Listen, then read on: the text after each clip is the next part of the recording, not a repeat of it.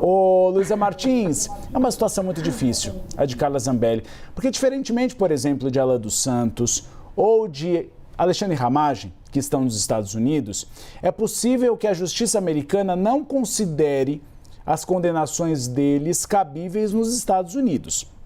Até porque nós tivemos a invasão do Capitólio e ninguém foi condenado pela invasão do Capitólio nos Estados Unidos, nem mandante.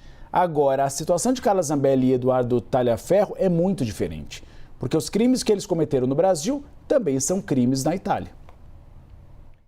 Pois é, Uribe, a gente tem falado até bastante de Carla Zambelli nos últimos dias, justamente por esse paralelo, né, com o caso de Alexandre Ramagem, ambos nessa situação em que respondiam em liberdade, mas acabaram fugindo, né, da aplicação da lei brasileira diante da proximidade ali do início do cumprimento da pena. No caso de Carla Zambelli, uma condenação pela invasão dos sistemas do Conselho Nacional de Justiça, é uma pena que foi imposta de 10 anos de prisão. Zambelli não estava com passaporte apreendido, viajou ali com o seu próprio passaporte, sem nenhum tipo de problema, primeiro para os Estados Unidos, depois para a Itália, primeiro disse que era por uma questão de saúde, depois confessou, né, admitiu ali que a sua estratégia era semelhante ali à do deputado federal Eduardo Bolsonaro, viajar para o exterior para denunciar o que ela considera serem decisões abusivas por parte do STF e mais especificamente por parte do ministro Alexandre de Moraes.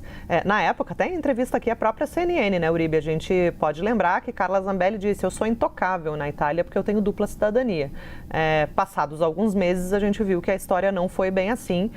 De fato, depois que ela foi incluída na lista da Interpol, ela conseguiu ser capturada, foi para um estabelecimento prisional, pediu a liberdade aí algumas vezes, todas foram negadas e agora a gente fica aí na expectativa por essas audiências para dar início ao processo de extradição, como vinha nos explicando a Gina Marques diretamente lá da Itália.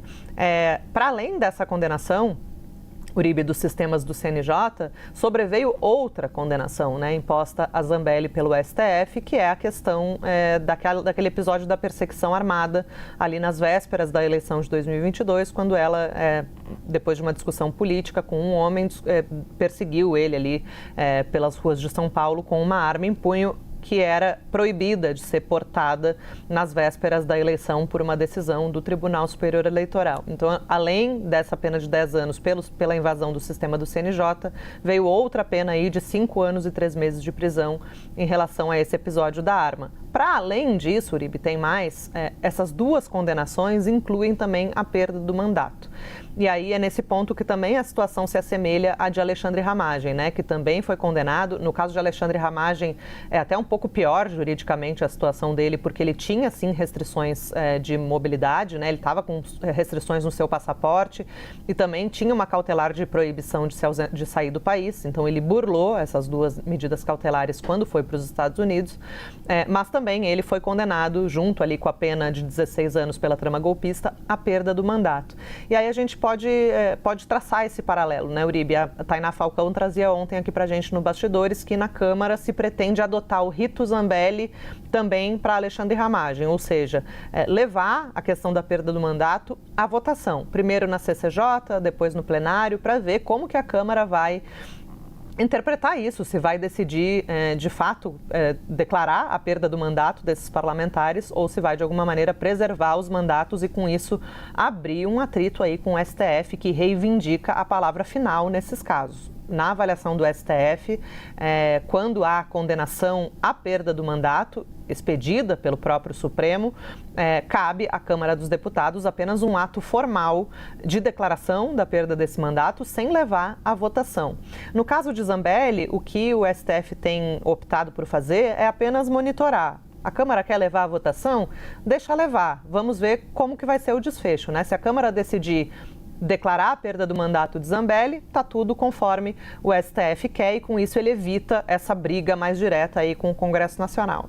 Se o resultado for por livrar Carla Zambelli da perda do mandato, aí possivelmente o STF dê aí uma nova decisão diante de alguma judicialização para fazer valer ali a sua posição. Afinal de contas, a perda do mandato faz parte da sentença, junto ali, né, com a pena privativa de liberdade, com a multa que deve ser paga. Nos dois casos, tanto Zambelli quanto Ramagem, também incluem ali a perda do mandato e algo que o Supremo espera ali que a Câmara apenas chancele, né? Então, a gente fica monitorando porque os casos são bem semelhantes e o que for aplicado para Zambelli também pode ser aplicado para Ramagem. A diferença é justamente isso que você falou, né, Uribe? Nos Estados Unidos, os crimes pelos quais Ramagem foi condenado não são reconhecidos, eu diria, como exatamente crimes nos Estados Unidos e, portanto, o processo de extradição poderia ser dificultado, como a gente vê aí com Alan dos Santos, que teve um pedido de extradição e até agora isso não surtiu aí nenhum efeito prático com ele seguindo ali nos Estados Unidos. Então a gente vai acompanhar para ver quais são os próximos passos. Salvo engano, na semana que vem já vai ter uma deliberação na CCJ a respeito de Zambelli, para a gente ver como essa condenação repercute também em relação ao mandato da parlamentar. Teve muita gente que disse que Zambelli errou por ter ido para a Itália, que era melhor ela ter ficado nos Estados Unidos, porque ela teria mais chances de permanecer por lá. Mas também o crime que ela cometeu seria crime nos Estados Unidos. Então não dá para comparar a situação de Alexandre Ramagem e de Alan dos Santos com Carla Zambelli, porque são situações muito diferentes. Lembrando... Sim, Zambelli não tinha a ver exatamente com a trama golpista, né? Eram crimes ali de invasão do sistema e depois pela questão da arma, são crimes diferentes. E Alan dos Santos foi dispersão de fake news, que nos Estados Unidos isso não é considerado nem crime, por isso que é uma diferença muito grande.